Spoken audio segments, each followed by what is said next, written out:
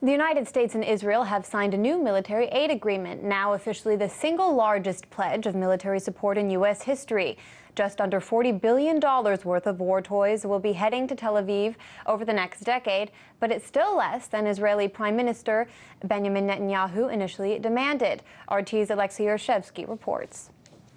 Joy and glee today in Washington as junior officials from the United States and Israel signed the long-awaited Memorandum of Understanding. That is the new deal between the two countries on military assistance. A historic one, if we look at the numbers. In fact, they look astonishing. The current deal, military support from the United States to Israel, stands at $3.1 billion a year. But the Israeli Prime Minister, Benjamin Netanyahu, wanted a very sharp increase, asking for $4.5 billion a year. It was believed that he wanted to hold out for such a deal, but now he has agreed to what the Jerusalem Post described as major concessions. The new pledge of military support will be $3.8 billion a year, stretched over a 10-year period. This amounts to $38 billion in total, the single largest pledge of military assistance to a foreign state in U.S. history. Netanyahu has been insisting that his country is in a volatile situation, and that's why Israel needed so much more military funding from the United States. His sentiments certainly struck a chord with many on the Capitol Hill. At least 83 U.S. senators signed a letter to the Obama administration back in April to grant this kind of support. But is it really needed, though? And is it needed so urgently that Netanyahu decided against waiting for the new president in Washington? To discuss that, I'm joined by author and editor at Alternate, Max Blumenthal. Thank you so much for being with us. Good to see you.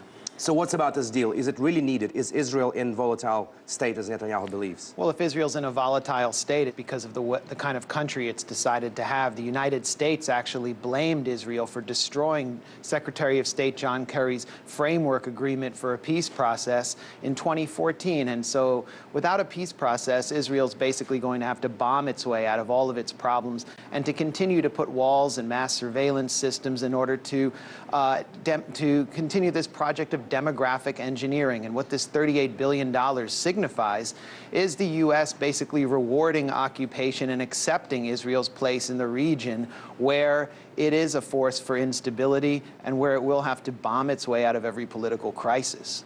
Why Netanyahu decided against waiting for the new administration? Why he decided to make those concessions and sign the deal now? Well, Netanyahu is actually under a lot of pressure domestically because of political crises and scandals within Israel that Americans might not be familiar with. So this makes him look really good. The Obama administration has chosen to prop up Netanyahu's far-right government with this deal. From Netanyahu's standpoint, he could have possibly gotten the $45 billion that he wanted under Hillary Clinton, who is actually more subject to the pressures of the pro-Israel lobby in the United States. So I think he chose this just for his own domestic political considerations. Max, but how does this even work? I mean, relations between Obama and Netanyahu have been very frosty.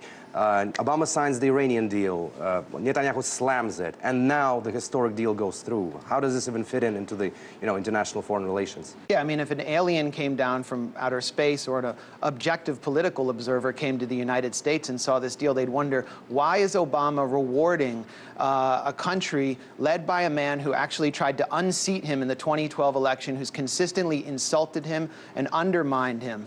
It doesn't make sense, and that has to do with the domestic pressures that Obama faces from the pro-Israel lobby and from the weapons industry, because this $38 billion is going straight back to Texas and Colorado. Thank you so much, Max, for being with us. Just to follow up on what Max was saying here, the deal today was signed by junior officials, and all that despite Benjamin Netanyahu coming to New York this weekend to attend the UN General Assembly.